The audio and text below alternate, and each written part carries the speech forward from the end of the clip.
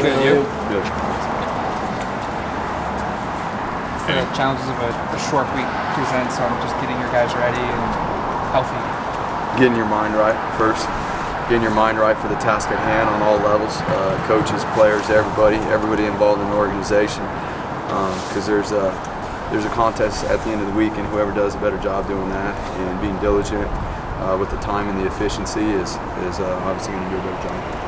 Montez is certainly the most experienced quarterback you faced. Is he also the most physically gifted and talented that you face? There's no question this is going to be the biggest challenge. And we come every week and we say that here's the bottom line. I mean, this team has a really good O-line. They got really good skilled players. Their wide receivers are the best we've seen, and the quarterback is the most experienced. He's got a talented arm, and he physically is very talented in terms of his mobility and his ability to keep his eyes down the field and extend plays when the pocket does break down. And so there's a lot of challenges that poses. When you mention the O-line, 5 sacks allowed on a per pass play basis, that's pretty stunning. And now you've just lost one of your defensive linemen. How big a challenge is this, not just because of how good they are, but because of you lose Gus this week? Gus has done a tremendous job. That was heartbreaking. Just from my time here from day one, Gus has done an unbelievable job and is growing in so many different ways. You guys are seeing it on the field. You guys are seeing it on the field, but more importantly, how he was growing as a young man and how he'll continue to grow. It's going to be a big loss for us there.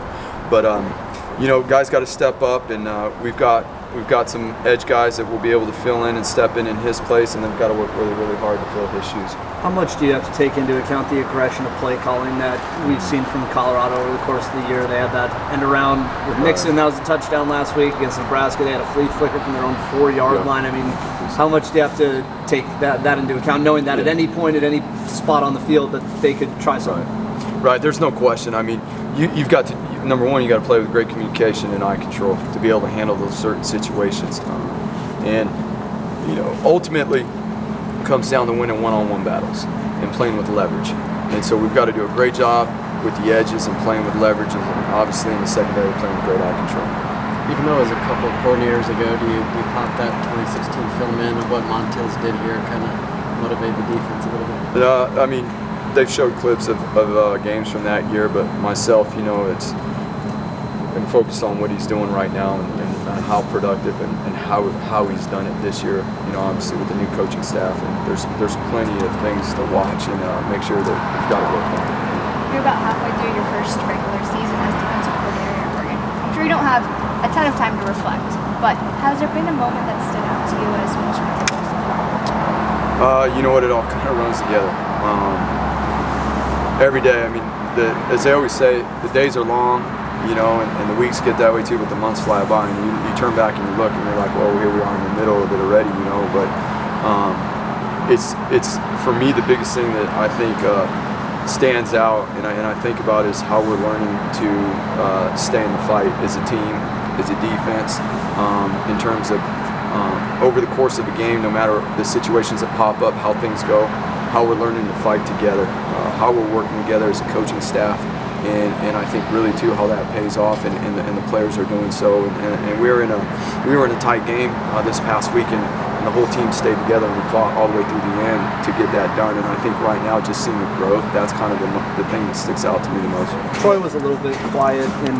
Sorry, say it again. Troy was a little bit quiet in that first half against Cal, which is kind of uncharacteristic for him. Was that something that Cal did specifically? How do you kind of attack what you saw with him specifically on film this week? You know what?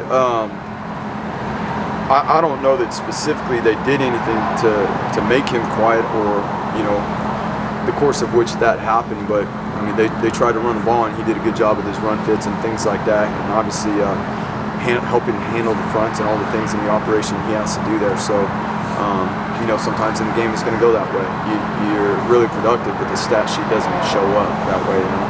When you were coming up through your coaching career, when did you kind of start to decide that this was the type of defense that you wanted to run, and just in terms of taking bits and pieces and saying this is going to be mine over the course? So that's probably the question. That it's been over the course of it. And pulling pieces back. The ironic thing enough is when I was playing college football, I was learning the defense that was brought from here to Boise State, and some of those things still exist within our defense. Some of the words still exist, and You know, you open Coach Aliotti's old playbook that's sitting up there, and you look at some of the words, and that exists in our defense still. So it goes way back, you know. And so it's just been a, I mean, shoot, you're not gonna sit here making everything up. You got to be a good pirate, right? You got to find the things you like, and you got to take it and make it fit.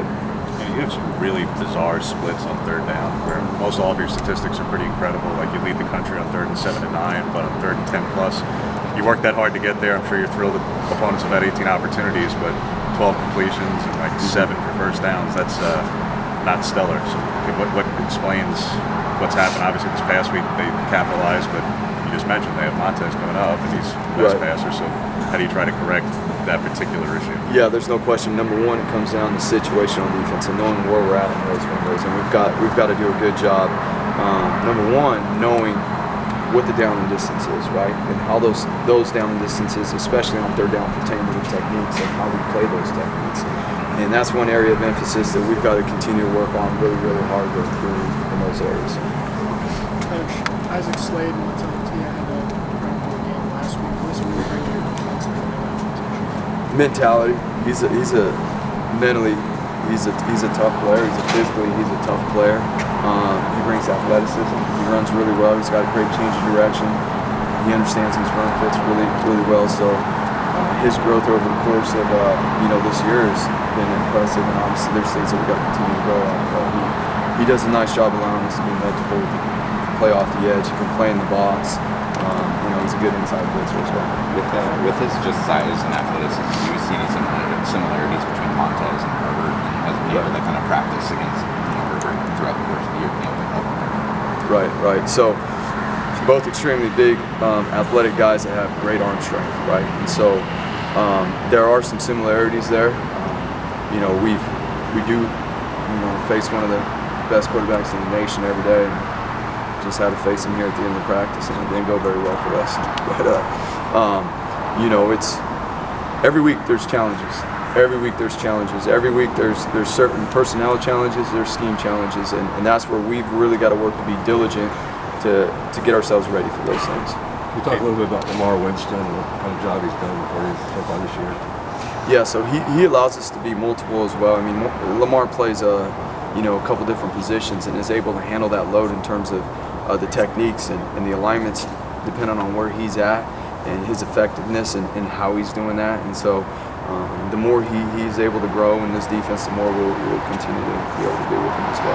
KT has talked about eye control and having the learning process so far his first month in. Clearly he's put some things together here this past week, but with Gus going down, do you look at KT now is he starting to become more than a situational pass rusher for you? Is he more of a first and second down player than he was 3 and 4 weeks ago? Yeah, and that's exactly it. And KT's done a really good job of late of focusing on the process and the little details that make a huge difference. And it starts to show up in little areas, and now he's applying that to all areas within the game and how he prepares. And we just got to keep going that way. And it's not just him; it's everybody. But when we do have that success of learning how to use that success and how we got that success and apply it to all areas, and that's where he's done a really good job. And we need him and DJ and a few of the other guys to step up.